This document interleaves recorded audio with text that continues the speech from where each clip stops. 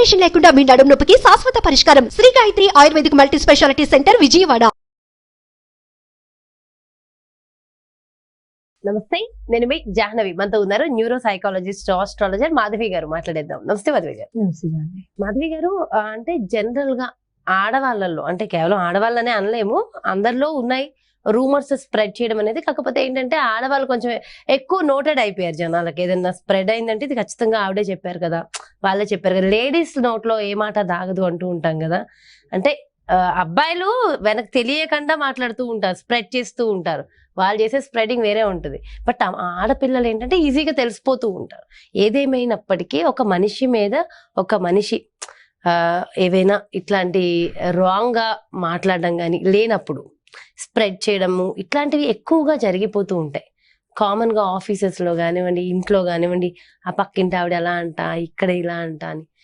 దీంతో నార్మల్ గా ఉన్నంతసేపు బాగానే ఉంటుంది, కానీ ఒక్కొక్కసారి కొంతమంది మనసులోకి తీసేసుకుంటారు. విపరీతంగా టెన్షన్ పడిపోతూ, అయ్యో నా గురించి ఇలా మాట్లాడారంట, నా గురించి ఇలా అన్నారంట. అది కూడా తెలియకుండా చాలా నెగిటివ్ ఇంపాక్ట్ పడిపోతుంది ఆ పర్సన్ మీద. అందులో వాస్తవికత ఎంత అనేది మనకి నిజంగా తెలీదు, నిజాలు.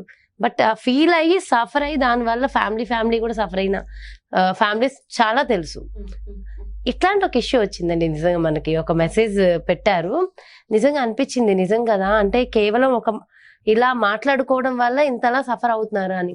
దీనికోసం కూడా ఏమైనా సొల్యూషన్స్ ఉంటాయంటారా? రూమర్స్ కానివ్వండి, ఇలాంటివి ఎవరైతే స్ప్రెడ్ చేస్తూ ఉంటారో అది ఫ్రెండ్షిప్స్ లో ఉండొచ్చు మీరు అన్నట్టు, లేకపోతే ఆఫీస్ ఎన్వైరన్మెంట్స్ లో అవుతుండొచ్చు, లేకపోతే ఎక్కడైనా అవుతుండొచ్చు. కాకపోతే జనరల్ గా మనకి గనుక బుద్ధి బలం బాగా ఉంటే ఎవరికైనా సరే ఆ పర్టికులర్ సెల్ఫ్ కి కళ్ళతో చూస్తే కానీ నమ్మకండి అని అంటూ ఉంటారు పెద్దవాళ్ళు, అంతే కదా. అప్పుడు సగం ప్రాబ్లమ్స్ లైఫ్ లో అయిపోతాయి, అంతేనా. లేకపోతే ఏంటంటే ఇంగ్లీష్ లో ఒక సామెత ఉంది, he said you said I thought you thought అని. అంటే ఈ వీళ్ళు చెప్పారు వాళ్ళు చెప్పారు, నేను అనుకున్నాను నువ్వు అనుకున్నావని అనే ఆ ధోరణిలో కనుక ఎప్పుడు వెళ్ళిపోతే ఇంకా మీరు అన్నట్టు చాలా ఎక్స్ప్లెనేషన్లు ఇచ్చుకుంటూ వెళ్ళిపోవాలి లైఫ్ లో. దేన్నైనా ఎక్కడికక్కడ కట్ చేసుకుంటూ వెళ్ళిపోవడమే లైఫ్ ప్రశాంతంగా ఉంటుందండి. 4 రోజులు డ్రామా అంటూ ఉంటాను జనరల్ గా నేను. సో ఇదేంటంటే ఇక్కడ ఈ ఆడవాళ్ళ ద్వారానే ఎక్కువగా ఈ రూమర్స్ అవి వస్తూ ఉంటాయి. ఏంటంటే ఆడవాళ్ళకి ఎక్స్ప్రెషన్స్ దాగవు, అందువల్ల బయటికి ఎక్కువ మాట్లాడేస్తూ ఉంటారే తప్ప ఏదో రూమర్ స్ప్రెడ్ చేయడానికి పని కట్టుకుని వీళ్ళు చేస్తారు అని కూడా చెప్పలేం ఇన్ జనరల్. అంటే మన ఇద్దరం ఆడవాళ్ళం కాబట్టి నేను సపోర్ట్ చేయటం లేదు, యాజ్ అ సైకాలజిస్ట్ చెప్తున్నాను, because I read human personalities. కాబట్టి మనకి ఎక్స్ప్రెషన్స్ దాగవు.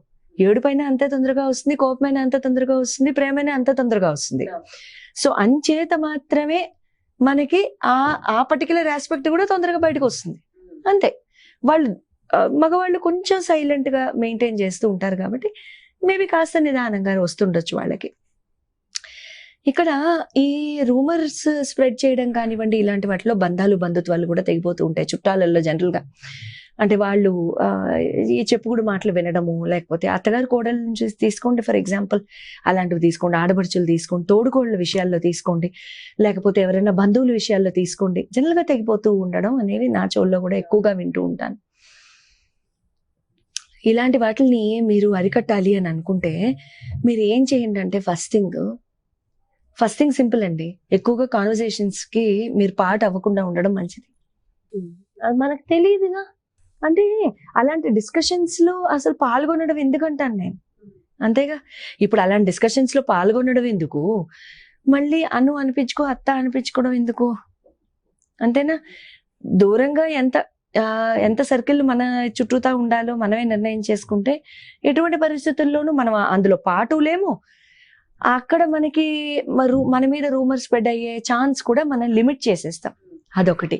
లేదంటే మా ఇళ్లలో ఇవి తప్పవు, మేము చాలా సోషల్ అవ్వాల్సిందే, అయినా అవ్వకపోయినా లాగేస్తారు అనుకున్న వాళ్ళకి అప్పుడు మీకు ఒక స్విచ్ వర్డ్ చెప్తాను. మీరు ఏం చేయండి అంటే లిమిట్ గార్డ్ అని అనుకోండి, లేకపోతే ఇంకా limit guard now limit god now అనుకోండి.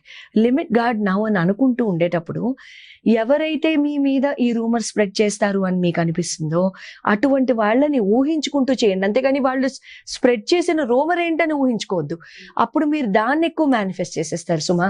చాలా కేర్ఫుల్, జాగ్రత్త. ఎందుకంటే మనము మనుషులు అండి, మీరైనా నేనైనా ఎవరైనా సరే ఒక బాధాకరమైన విషయం జీవితంలో జరిగినప్పుడు ఆ విషయమే మళ్ళీ మళ్ళీ తవ్వుతాం. సో అది న్యాచురల్. దాన్ని మీరు ఒక పక్కగా నెట్టేయడం అనేది మన కళ, అదే మనం నేర్చుకోవాలి. దాన్నే మేనిఫెస్టేషన్ అని ఈ మధ్యకాలంలో మనం కొత్తగా అనుకుంటూ ఉన్నాం. సో ఎప్పటి నుంచో ఉన్నదే. ఆ మనిషి చేయటం లేదు, ఇంకా ఆ మనిషి ప్రశాంతంగా నవ్వుతూ పాజిటివిటీని మీ గురించి స్ప్రెడ్ చేస్తున్నారు అని అనుకుంటూ లిమిట్ గార్డ్ చేసుకోండి. అప్పుడు చాలా చక్కగా అవుతుంది.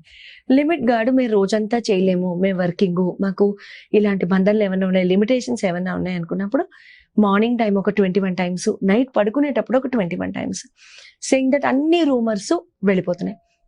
అంతెందుకండి, నాకు ఎన్నో కాల్స్ వస్తాయి. ఐఎమ్ నాట్ షూర్ నేను ఇది పబ్లిక్గా చెప్పొచ్చో లేదో, బట్ స్టిల్ చెప్తాను. ఇంట్లో జరిగినవన్నీ అత్తగారికి తెలిసిపోతాయండి అని అంటూ ఉంటారు చాలా మంది. చాలా బాధగా ఉంటుంది. ఏంటంటే ఎంత చెప్పాలి అనేది తమరు కూడా దయచేసి డిసైడ్ చేసుకుంటే మంచిది. ఎవరికి? హస్బెండ్ గారిగా చెప్పేది. అలాగే వైఫ్లకు కూడా ప్రతిదీ మోసేయాల్సిన అవసరం లేదండి. ఎట్టి పరిస్థితుల్లోనూ ఎంత లిమిటేషన్లో ఆ 4 రూమ్స్, ఆ 4 వాల్స్ అనేవి మీవి. అది ఎక్కడి వరకు అలా అని కొంతమంది అతి తెలివి ఉన్న వాళ్ళని కూడా చూశాను నేను. లోపల జరిగేది ఒకటి, బయటకు వచ్చి నటించేది ఒకటి. అలాంటి వాళ్ళని చూస్తే లోపలికి వెళ్ళి కితకితలు పెట్టుకుని మరీ నవ్వుకోవాల్సి వస్తుంది. కితకితలు పెట్టుకోవాల్సిన అవసరం కూడా లేదులేండి, అది వేరే విషయం, ఆటోమేటిక్గా వచ్చేస్తుంది. అలాంటి వాళ్ళకి ఈ సూత్రం పనిచేయదు. కానీ ఎవరైతే ఈ టోటల్గా వెళ్ళిపోయి చెప్పేసేయటం అనేది ఉండని చూడండి. ఎందుకంటే మన అమ్మగారులకి మన నాన్నగారులు ఉన్నారు, మన నాన్నగారులకి మన అమ్మగారులు ఉన్నారు, అలాగే అదర్ పార్టీకి కూడా అమ్మగారికి నాన్నగారికి ఉన్నారు. నిజంగా ఇంట్లో వాళ్ళు చెడు చేస్తున్నట్లయితే అటువంటి పరిస్థితుల్లో వెళ్ళి చెప్పండి, షేర్ చేసుకోండి, సలహా తీసుకోండి. అమ్మగారిది నాన్నగారిది ఏం చేయాలని చెప్పండి. మీరు కూడా ఆ నలుగురితోనే కూర్చోబెట్టి మాట్లాడండి తప్ప ఇంటి గుట్టుని పంచాయతీలాగా బయట పెట్టకండి దయించి. ఓకే, అలాంటివి చేయకుండా ఉంటే దాన్ని కూడా రూమర్ కిందకే వస్తుంది మరి, అంతే కదా. సో ఫర్ ఎగ్జాంపుల్ ఇవాళ ఇది చేశారనో, ఆడవాళ్ళైతే మగవారికి, మగవారైతే ఆడవాళ్ళకి, నేను ఇద్దరిని సపోర్ట్ చేస్తున్నాను.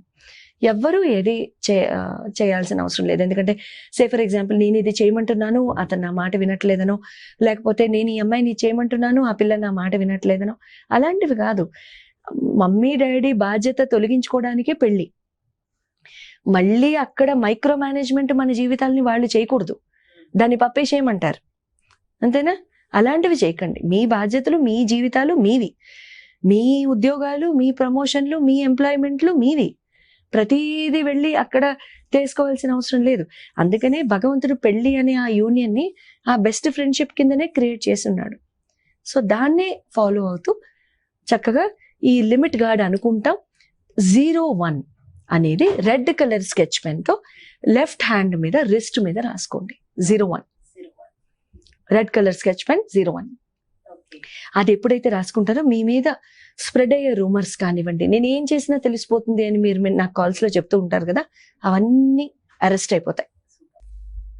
ఎక్సలెంట్ అండి, వెల్ సైడ్, చాలా బాగుంది, బాగా ఎక్స్ప్లెయిన్ చేశారు. థ్యాంక్ యూ సో మచ్ అండి. నమస్తే అండి.